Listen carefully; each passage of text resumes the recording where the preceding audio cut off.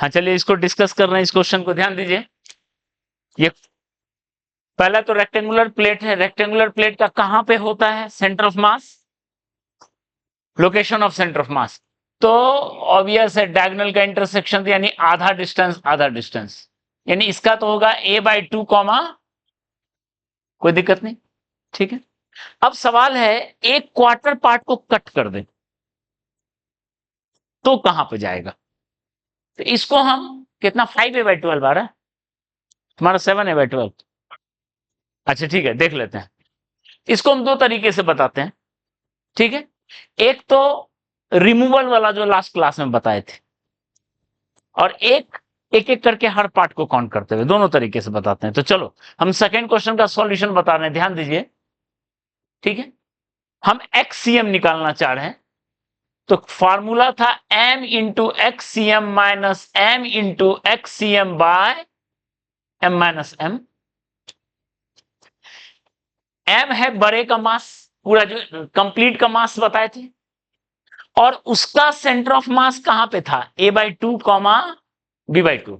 तो उसका x coordinate था a/2 माइनस, ठीक है, माइनस जो मास हटाए m था, जो मास को रिमूव किए उसका मास, तो जो रिमूव किए वो m/4 रिमूव करेंगे, m/4 रिमूव हुआ।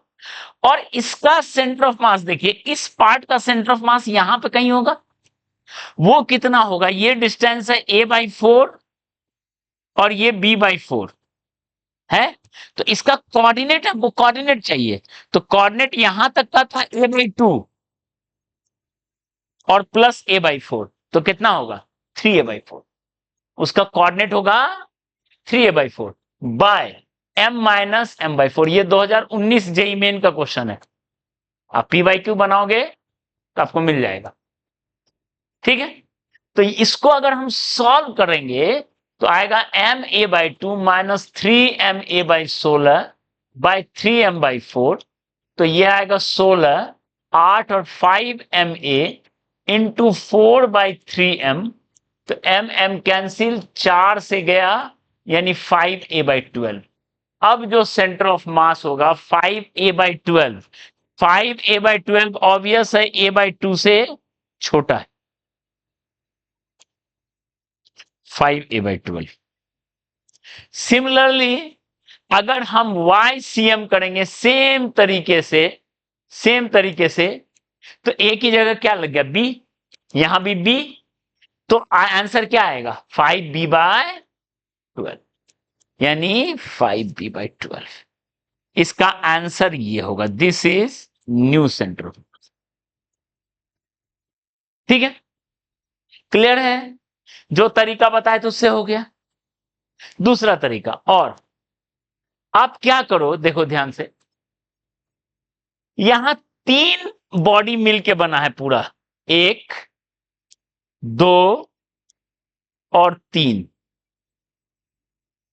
ठीक है। इसका भी मास m/4, इसका भी मास m/4, इसका भी मास m/4।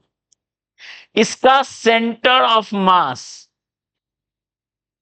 a/4 एंड b/4, इसका centre of mass a/4 comma b/4 होगा। इसका सेंटर ऑफ मास ध्यान दो, ठीक है, यहां पे है। तो ये कितना डिस्टेंस लिखेंगे, ये है a/2 और a/4, इसका सेंटर ऑफ मास होगा a/2 प्लस a/4, तो 3a/4। और y कोऑर्डिनेट, ये सॉरी बी बी, हाँ सॉरी ये b/2 और b/4 है ये, तो मिल के आ गया इसका y कोऑर्डिनेट हो गया 3b/4। देखो y कोऑर्डिनेट, क्योंकि हम x एक्सिस ऐसे ले रहे हैं, y एक्सिस ऐसे ले रहे हैं, y कोऑर्डिनेट हो गया 3b/4 और x कोऑर्डिनेट हो गया a/4, ठीक है। अब आते हैं इसका सेंटर ऑफ मास, इस पार्ट का सेंटर ऑफ मास, ठीक है। तो ऑब्वियस है ये हो जाएगा 3a/4, क्यों a/2 प्लस a/4 और हाइट b/4, ठीक है, 3 मास हो गया।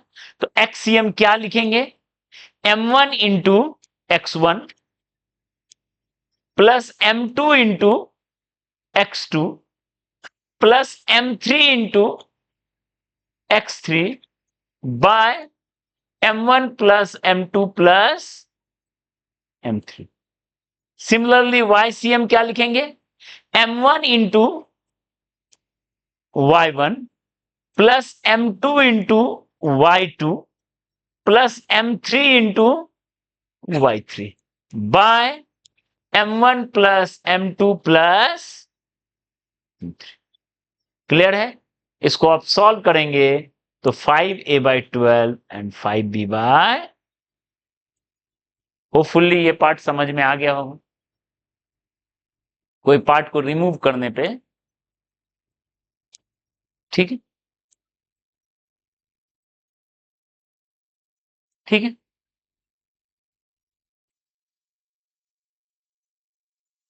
एक थोड़ा क्वालिटी का क्वेश्चन दे रहे हैं, ठीक है, उसको आप ट्राई कीजिएगा। क्या है इसी में, हम यहां लिख देते हैं। एक एक कोई भी ट्रायंगल का कहां पे होता है?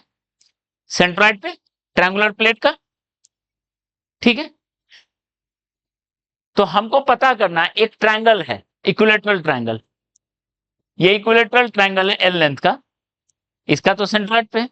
लेकिन अब हमको पता करना है,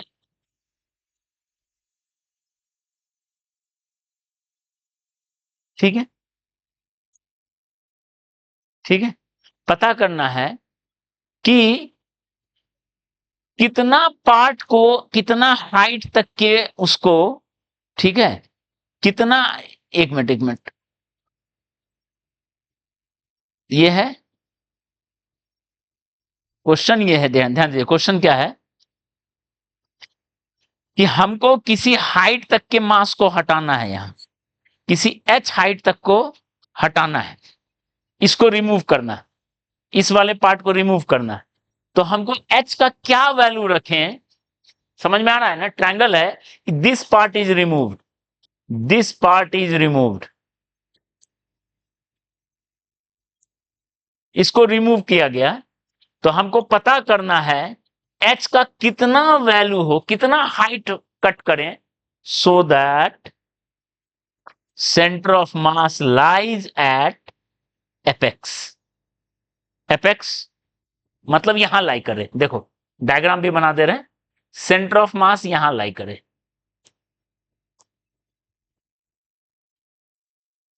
ठीक है, उस एपेक्स पे लाई करे। कितना, कितना हाइट को हम, कितना हाइट को हम कट करके हटा दें,